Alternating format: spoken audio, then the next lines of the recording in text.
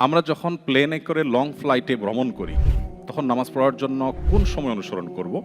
যেমন সিডনি থেকে রওনা দিলাম, জোহরের অনেক আগেই উড়াল দিলাম, তারপর পরের নামাজগুলো কি আমরা সিডনির সময় ধরেই পড়তে থাকবো, নাকি প্লেনে বসে স্ক্রিনে যে দেখায় আমরা কোথায় অবস্থান করছি, আকাশসীমার উপর দিয়ে যাচ্ছি, সেটাকে অনুসরণ করব?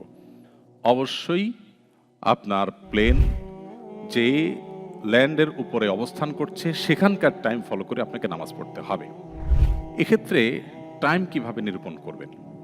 এর উত্তর হলো, এখন অনেক অ্যাপ বের হয়েছে যে অ্যাপগুলোতে আপনি ফ্লাইট টাইম, সালাত, এমনকি কেবলা এটা নিরূপণ করবার জন্য ফ্লাইটের আগে আপনি যদি ইনপুট দেন যে আপনার ফ্লাইট নাম্বার কত, আপনার ডিপার্চার এবং অ্যারাইভাল ডেস্টিনেশন কি, এটা যদি দেন এবং ডেট যদি আপনি দিয়ে দেন, তখন আপনাকে রেজাল্ট দিবে যে তোমার পথে এই ওয়াক্ত নামাজ পড়বে, তুমি এতটা এত মিনিটে এই নামাজ পড়বে, এটার এন্ডিং টাইম এটা, ইভেন তোমার ফ্লাইট যেদিকে যাবে তার কোন দিকে কেবলা সেটাও কিন্তু সে আপনাকে বলে দিবে।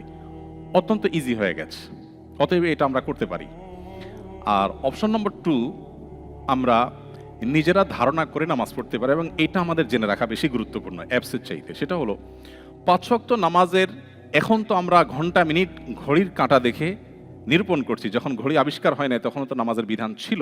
সো তখন মানুষ কিভাবে নামাজ আদায় করেছে? এর উত্তর হলো, সেটাই হলো নামাজের রিয়েল টাইম সিলেকশন পদ্ধতি। সেটা কিভাবে? সেটা হলো, ফজর নামাজের টাইমটা তো আমরা জানি যে রাতের শেষ প্রহরে যখন একটু একটু করে আলো হতে থাকে চতুর্দিকে, তখন থেকে ফজর ওয়াক্ত শুরু হয়, যেটাকে সুবহে সাদিক বলে। সূর্য উদয় হওয়ার উঠার আগ পর্যন্ত আমরা ফজর নামাজ আদায় করব। জোহর নামাজ কখন আদায় করব? সূর্য ঠিক মধ্যাকাশ থেকে পূব দিক থেকে উঠে যখন পশ্চিম দিকে যখন ডুবে যায়, পশ্চিম দিকে একটু যখন ঝুঁকে যায়, তখন থেকে জোহরের ওয়াক্ত পড়া শুরু হয়। এরপর স্থান কাল পাত্রভেদে কোথাও দিন ছোট, কোথাও দিন বড়, সেটার ভিত্তিতে প্রত্যেকটা বস্তু মধ্যাকাশে থাকলে তার ছায়া যতটুকু থাকে তার দ্বিগুণ, অনেক ওলামাদের মতে বা জমহুর বেশিরভাগ ওলামাদের মতে 1 গুণ পর্যন্ত জোহরের ওয়াক্ত থাকে। সেটা সাধারণ অবস্থাতে যেখানে 12 থেকে 13 ঘন্টা দিন হয়, সেখানে সাধারণত 2 থেকে 2.5 ঘন্টা, কখনো কখনো 3 ঘন্টার কাছাকাছি সময়ও থাকে। এটা হলো জোহরের ওয়াক্ত। জোহরের ওয়াক্ত শেষ হলে আসর শুরু হয়। আসর শেষ হয় কখন? সূর্য যখন ডুবে তার আগ পর্যন্ত।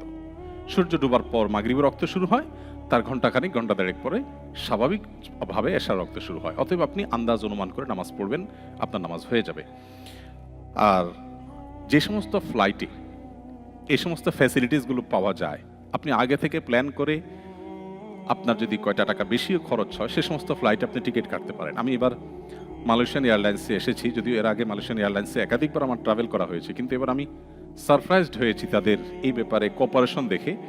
আমি ইভেন সৌদি এয়ারলাইন্সে কোঅপারেশন পাইনি, কোনো ক্যারিয়ারে আমি কোঅপারেশন পাইনি। তারা মনিটরে একটু পরপর দেখেই রিমাইন্ড করছে যে তোমার জোহরের সালাতের টাইম আর এত সময় বাকি আছে, আসরের সময় এত সময় বাকি আছে, কেবলা এদিকে হবে, সব কিছু তারা অনবরত আপডেট দিচ্ছে। ইভেন আমি যখন ক্যাবিনে মাঝখানে দাঁড়িয়ে নামাজ পড়ার জন্য একটা জায়গা বের করছিলাম, তখন একজন ক্যাবিন ক্রু আমাকে ডেকে বললেন যে নামাজের আলাদা জায়গা আছে, তুমি সেখানে পড়তে পারো। আমি তো খুশি হয়ে গেছি, তো সেখানে গিয়ে নামাজ পড়লাম খুব সুন্দরভাবে। বাট আশ্চর্যের বিষয় হলো, আমাদের অনেক 5 ওয়াক্ত নামাজি মানুষ আছেন, ভাই বোন আছেন, যারা ফ্লাইটে কিংবা ট্রাভেলে নামাজ পড়েন না, যিনি বাসায় 5 ওয়াক্ত নামাজ পড়েন। ভাই, নামাজটাকে যদি আপনি ফরজ মনে করেন, আল্লাহর কাছের জন্য জবাবদিহি করতে হবে নামাজ তরক করার কারণে, এটা যদি আপনি বিশ্বাস করেন, কিভাবে আপনি ফ্লাইটে নামাজ না পড়ে থাকেন? আমি অবাক হয়েছি। সাধারণ ফ্লাইট তো অনেক দূরের কথা, হজের ফ্লাইটে ফেরার সময় পুরো বিমানে আমি দেখি আমার সাথে 2-4 জন ছাড়া আর কেউ নামাজ পড়ছে না। আমি একবার এক মুরব্বীকে একবার ফ্লাইটে ধরলাম যে, বাবা আপনি না হজ করে আসছেন? বলে, হ্যাঁ বাবা আসছি, কি সমস্যা? তাহলে নামাজের টাইম চলে গেল, আপনি তো নামাজ পড়লেন না। তিনি আমাকে বললেন, বাবা পান খাচ্ছিলেন, পান খেতে খেতে বলছেন, বাবা এখানে অজু করব কিভাবে, তায়াম্মুমের মাটি পাবো কই? তাই বললাম, পান পাইছেন কিভাবে? আপনি জানেন বিমানে সবকিছু সার্ভ করলো, পান সার্ভ করবে না। সুপারি এবং চুন অনেকে আপনারা খান, আমি দুঃখিত যে হয়তো যারা খাচ্ছেন তারা কষ্ট পেতে পারেন। কিন্তু এই অপ্রয়োজনীয় খাদ্য, অখাদ্য না বলে আমি বলি অপ্রয়োজনীয় খাদ্য, যেটা না ক্ষুধা নিবারণ করে না তৃষ্ণা নিবারণ করে। খাদ্যের তো একটা লক্ষ্য থাকে, তাই না? এই পান সুপারি যে আপনি আধা ঘন্টা ধরে চাবাচ্ছেন, এটার লক্ষ্যটা কি? এটা কি আপনার ক্ষুধা নিবারণ করে না পিপাসা নিবারণ করে? আমি সিলেটি ভাইদের কাছে বিশেষভাবে ক্ষমা প্রার্থনা করছি, আপনারা রাগ করবেন না। আপনারা পান একটু বেশি খান, আমি এটাকে কিন্তু হারাম বলছি না, কেউ ভুল না বুঝি। কিন্তু আমি বলছি, যাই হোক, আমি আর মূল পয়েন্টে আসি যে আমি চাচাকে বললাম, চাচা আপনি জানেন এখানে ভাত দিবে, তরকারি দিবে, কিন্তু পান দিবে না, এবং দ্যাটস হোয়াই আপনি পান নিয়ে আসছেন সাথে। তো আপনার এই হিসাবটাও কষা দরকার ছিল যে সেখানে তো ওযু করা কঠিন হবে আমার জন্য, পা উঠাইতে পারবো না, ধুইতে পারবো না, বুড়ো মানুষ, তো আপনি একটু তায়াম্মুমের মাটি নিয়ে আসতেন। আপনার কাছে আপনার পানের ইম্পর্টেন্সই আছে, নামাজের ইম্পর্টেন্সই নাই। দুর্ভাগ্য আমাদের। বোনরা অনেকে আছেন 5 ওয়াক্ত নামাজ পড়েন নিজের ঠিকানায়, বাট তিনি ট্রাভেলে গেলে আর নামাজ পড়েন না। কোন অজুহাতে? বলে মহিলাদের নামাজের ব্যবস্থা নাই। আমার প্রশ্ন, আপনাকে যদি বলা হয় ট্রাভেল টাইমে 5 মিনিটের জন্য যদি তুমি একটু ব্যায়াম করো, উঠা বসা একটু ব্যায়াম করো, তাহলে তোমাকে $1 মিলিয়ন দেওয়া হবে।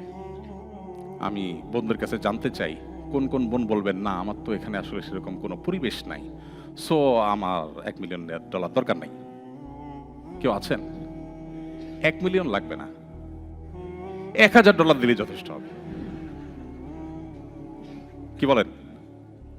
সঠিক নয় কি? $1000 দিলে চিন্তা করবে, না হলে অন্যরা ক্যাবিন ক্রুরা দেখে 2টা গালি দিবে, না একটু বকা দিবে, না একটু আমি অস্বস্তিতে পড়বো, না হয় হয়তো এমন একটা পরিবেশ হবে সবাই বলবে মাথা নষ্ট হয়ে গেছে নাকি, এখানে বিমানে ব্যায়াম করার কি আছে, এই তো, এর বেশি কিছু না।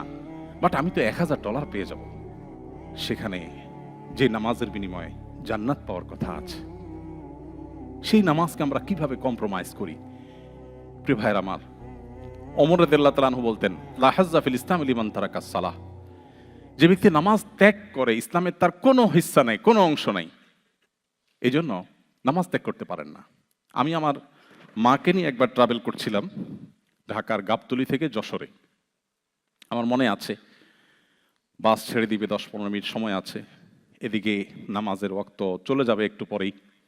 বাস স্টপেজে কোথাও, এখন তো বাংলাদেশে অনেক মসজিদে মেয়েদের নামাজের ব্যবস্থা আলহামদুলিল্লাহ হয়েছে, বাট আমি যখনকার কথা বলছি আমার শৈশবের কথা, স্টুডেন্ট লাইফের কথা, অনেক আগের কথা, নামাজ পড়ার মতো কোনো পরিবেশ নাই। মাকে বললাম, মা নামাজ তো পড়তে হবে, এদিকে সময় আছে 15-20 মিনিট, কি করা যায়? বলে, বাবা উজু করারও তো ব্যবস্থা নাই, আর মসজিদে গেলে তখন মানুষ মাইর দিবে, মহিলা নিয়ে মসজিদে গেলে।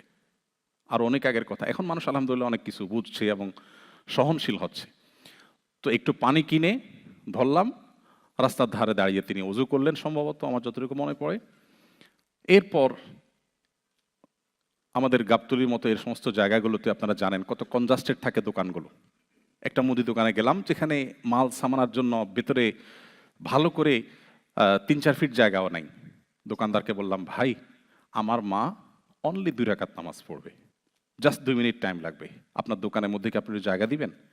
তিনি বললেন, বলেন কি ভাই, অবশ্যই অবশ্যই, আসেন আসেন। তিনি বাইর হয়ে গেলেন, জায়গা দিয়ে দিলেন, সুন্দর মতো দিয়ে নামাজ পড়লেন, আমরা বাসে উঠলাম। বিষয়টা হলো যে আপনি কিভাবে দেখছেন নামাজকে।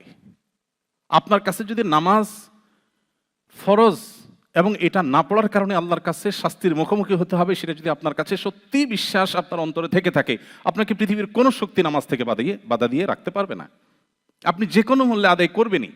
তো এই জন্য ট্রাভেল টাইমে যারা নামাজ পড়েন না, তারা এই ব্যাপারটাতে আমরা খেয়াল করবো ইনশাআল্লাহ। আস-সুন্নাহ ফাউন্ডেশন, উম্মার স্বার্থে সুন্নাহর সাথে।